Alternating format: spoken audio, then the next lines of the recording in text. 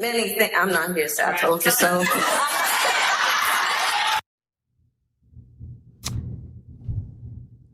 I'm just going to go to you because, no, I'm going to say it. You were a crappy candidate. And you were part of a group of people who provided cover for a man who was falling apart mentally speaking, but decided to run anyway. Decided to stay in the race for a month after that disastrous debate against Donald Trump. And then when Biden, the most unpopular sitting president, called you up before the debate and told you, remember, kiddo, no daylight between us, do not differentiate yourself from me, you listened. So to sit there or stand there and give a speech about, oh, I told you so, I told you so. These are the worst people, man. They really are. You gotta love Ana and the anger that she expresses at the Democratic Party for lying consistently about both of their candidates. Obviously, Joe Biden's mental state, but in addition to that Kamala Harris was the second coming of Barack Obama, only for us to discover in the new campaign book Fight that nobody wanted her to be the candidate, even Joe Biden, who endorsed her, who was basically forced to endorse her by the Congressional Black Caucus, and of course, by the fact that he selected her as the VP and not endorsing her would be an admission of his failure. But even though everyone knew that, even though everyone understood that Kamala Harris was a loser, all these different various people in left-wing media were sucking up to her, were worshiping her, were pretending that she didn't just steal the nomination from Joe Biden outright, and pretended that that was not a ridiculous, unprecedented scenario in modern politics. Now, we're gonna break this down, we're gonna enjoy this segment, but before we do, I want to thank everybody who supports this channel via actualjusticewarrior.com/join. Give me the money. Give me the money, okay? Well, some cracks are beginning to form between Kamala Harris and her 2024 presidential running mate, Tim Walz, with the latter taking issue with something Harris said in public recently. Now, last week, Kamala Harris made her first public appearance in months, speaking at the Leading Women Defined Summit in California. This happened last Thursday. And she used this as an opportunity to look at American voters and say the following. We are seeing organizations stay quiet. We are seeing those who are capitulating to clearly unconstitutional threats. And these are the things that we are witnessing each day in these last few months in our country. And it understandably creates a great sense of fear. Because, there were many things that we knew would happen. Many things. I'm not here, so I told you so. So Ana's mega rant is actually in response to Kamala Harris doing her I told you so moment, and as Ana aptly points out, Kamala Harris has been in hiding for a couple of months, ever since she left office after getting absolutely trounced in the 2024 presidential election. She has not made very many public appearances or anything of the sort, and the fact is that the Democrats are actually better for it because she is a charisma vacuum, as Ana points out in her mega rant about Kamala Harris. But of course, it's not just the fact that she was a terrible candidate and that she was absolutely awful at her job as a candidate. It's also the fact that all these different people in progressive online media, and by the way, they are the usual suspects that we've talked about before, were worshiping her and lying to everybody about her, about how amazing she was, and about how, oh my god, we had this on lock, Kamala Harris is gonna win Iowa, and all these other ridiculous things that these people put forward that of course have gone after Ana as well. So it's essentially a two birds, one stone situation right here. And by the way, I'm totally here for that. Okay, no, we all knew what Donald Trump was. We all knew. And for all the Democratic ass kissers out there who provided cover for the bad behavior of that administration, they directed their ire toward people like us who kept warning the Democrats, you're gonna lose to Trump, you're gonna lose to Trump, you're pushing unpopular policies, you're gaslighting Americans on the issue of immigration. If you do that, that creates an opening for someone like Donald Trump to come in and do what he's doing in regard to mass deportations, do what he's doing in regard to literally deporting people before they even have a single day in front of a judge to adjudicate whether or not they're undocumented, to adjudicate whether or not they're actually gang members. So first of all, I just want to say, Anna, I really appreciate the fact that you're drawing a picture in what you are saying with your hands. I am often getting negative comments from people out there in the audience for how I move this particular hand, when in reality, hand talking is perfectly acceptable. And I believe that Anna actually learned this from Sorrento, which is, by the way, where I had my honeymoon. And coincidentally, right after that, if you pay attention to the bonus episodes of the Young Turks, it's where Anna ended up going with her husband. So I'm not saying anything. I'm just saying she probably still has a little bit of that Italian spirit, and it's being expressed right there with her hand talking. You created an opening for Trump to go through on the issue of immigration. Totally on board with it. It's not. I'm not making fun of you. I'm in. And by the way, she's 100% accurate about this. The Democrats lied about the border, saying that it was not a crisis for multiple years, and then 7 months before the election, all of a sudden they had this border bill, and the evil orange man was killing the border bill, and that's why the border was wide open since Joe Biden took office. It had nothing to do with the fact that Biden said that he wanted these people to immediately surge to the border. I would in fact make sure that we immediately surge to the border. All those people are seeking asylum. They deserve to be heard. That's who we are. We're a nation that says if you want to flee and you're fleeing oppression, you should come. And then he implemented that strategy. It had nothing to do with the fact that Kamala Harris was the border czar and she bungles everything that she touches, including that particular issue. It was all the evil orange man killing a bill 3 years in that, by the way, would not have been effective in reducing the flow of illegal migrants. All the left-wing media folks who directed their ire toward me. And they're like, oh, you see that? Anna's getting what she wants. No, I'm not getting what I wanted. I wanted Democrats to stop gaslighting American citizens and acknowledge what was going on in the country and provide their solutions for it. Too much to ask for. Too much to ask for. Anna's the problem. Oh, big, strong, big, bad Anna. With all of her power, she's the one who swung the election, right? I can't stand these people. They're the worst. So I did not censor those swear words. They were actually censored on the video that was posted to YouTube. Too much to ask for. Too much to ask for. Anna's the problem. Oh, big, strong, big, bad Anna. With all of her power, she's the one who swung the fucking election, right? I fucking can't stand these people. They're the worst. And obviously, you guys know for sure that those big, strong Anna clips are going to be clipped by me and utilized periodically throughout the course of my videos going forward into the future. She's dangerous. She's a beast. Oh, big, strong, big, bad Anna. But to be clear, she is correct about this. The Democratic strategy was to say everything's fine and dandy, don't worry about it. The Democrats are doing a great job. Joe Biden's perfectly okay. And then when Joe Biden was out of the race, they pretended like he never existed and Kamala Harris was the second coming. I mean, there were reports out there that said that Kamala Harris had more enthusiasm around her than Barack Obama did, which is just ridiculous from top to bottom. This is a woman who never won a single state in a Democratic primary. When she ran in 2020, she actually ended up quitting the race months before Iowa, and the idea that suddenly she was Barack Obama 2.0 was absurd from top to bottom. She was afraid to do interviews for over a month when she was the candidate. All of her rise in the polls had to do with her not speaking, and ever since she started speaking during that campaign, she ended up losing. And by the way, one of the things that's acknowledged in the book Fight is that Kamala Harris would not have done better with more time in order to introduce herself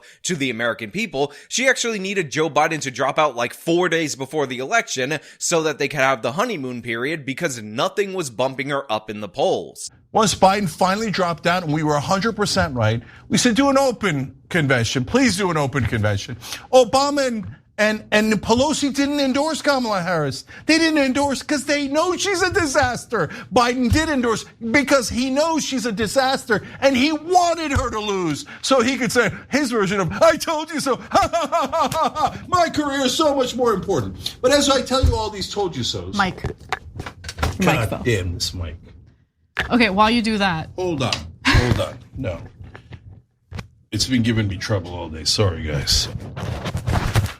Oh, big, strong, big, bad Anna. So one of the things that I noticed from a lot of people that are covering information related to the book Fight is that they do not appear to have read it or listened to the audiobook version of it, which, by the way, I will recommend to all of you out there in the audience, because what Cenk is talking about is not exactly correct as to what happened. In reality, Joe Biden had to endorse Kamala Harris. He did not want to endorse her. At one point in time, he wanted to leave the party in disarray because he was pissed off at Barack Obama, but a combination of pressure from the Congressional Black Caucus, who were angry that other Democrats wanted to put Gretchen Whitmer forward because they thought they were passing over a strong black woman, and of course Joe Biden being reminded that that's his VP and him not endorsing her would be a stain on his legacy, and in addition to that, him not backing his VP would be the very same thing that he was angry at Barack Obama about because he didn't back him not only in 2016 but also in 2020. So he ended up having to endorse her for those reasons. And by the way,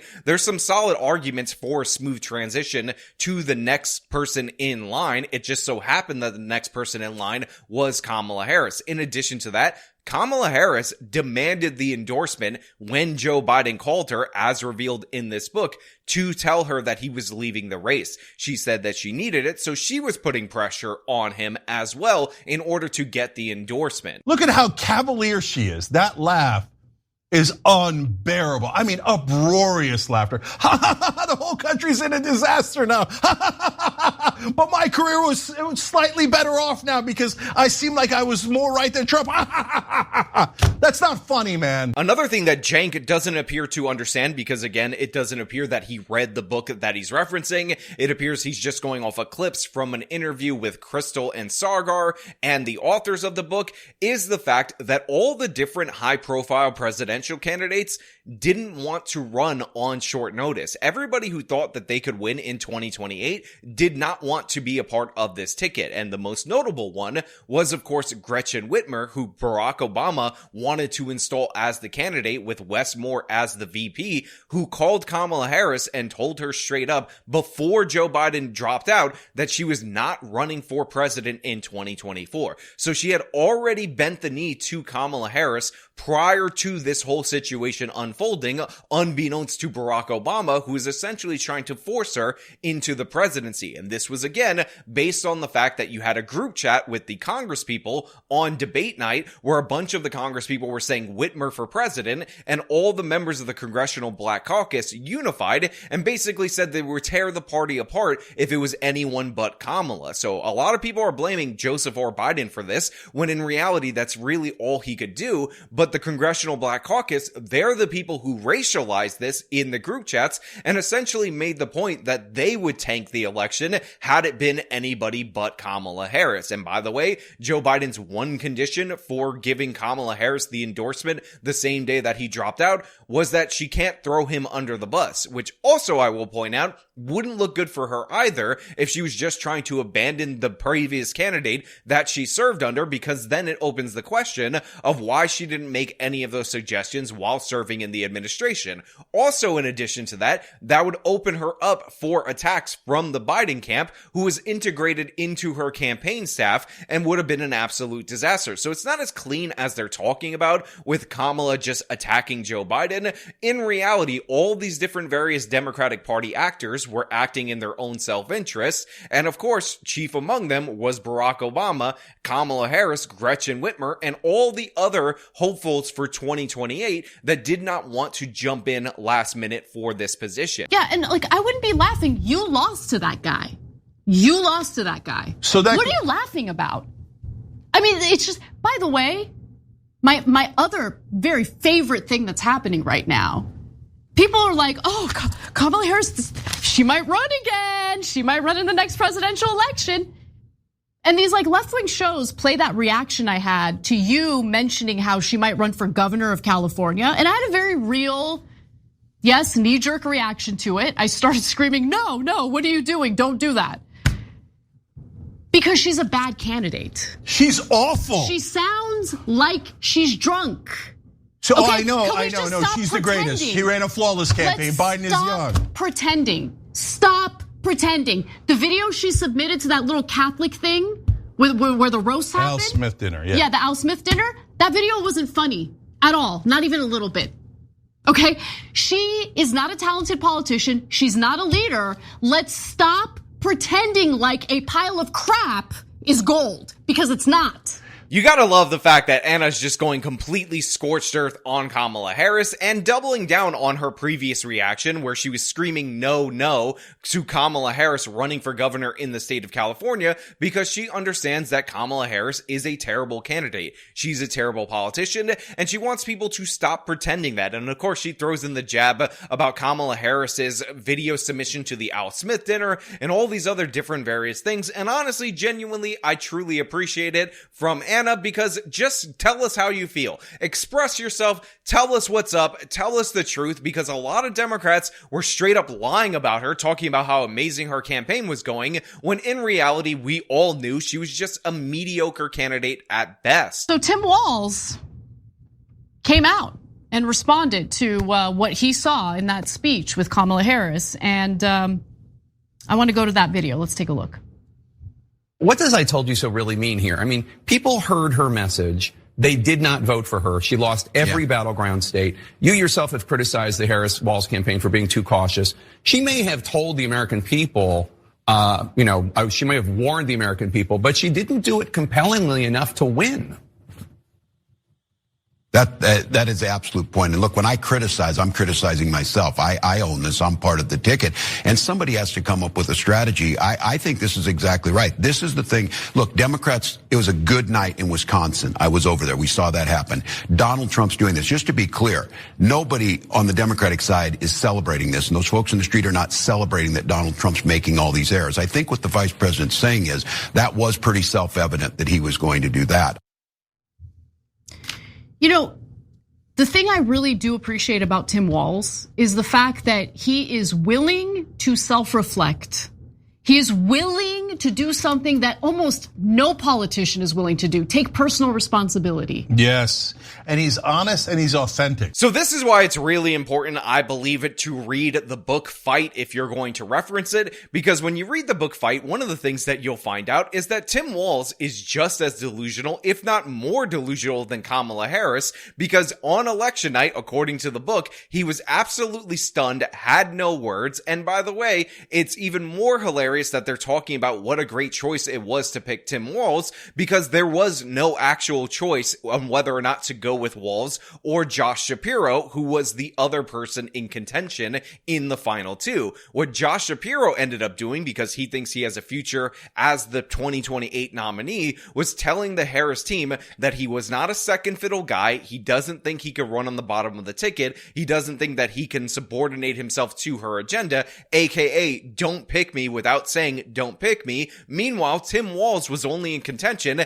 because he kept calling the Harris campaign trying to jump on board, which is hilarious that he was that energetic about jumping on board, because when it came to debate night with JD Vance, the guy is described as absolutely cowardly. One of the quotes that's like attributed to him is that it's easy to attack people when you're on stage or on TV because they can't talk back, and he was terrified of the prep that JD Vance was going to put into the debate and thought that he would blow up the entire campaign. That's how cowardly Walz was. That's why he was in hiding, by the way, in the latter part of the campaign, because he's not good at his job. He's not a good campaigner. That's why he's doing the rallies now with no election pressures on him, nobody really questioning him, because this is the stuff that he finds easy. So Walz, not a good candidate either. Spoiler alert, you might be excited about school lunches in Minnesota or whatever, but in reality, this guy, not the best either. He was definitely on the B team as well. I mean, seriously, people, think about how impressive it is that the Democrats engineered a coup against Joe Biden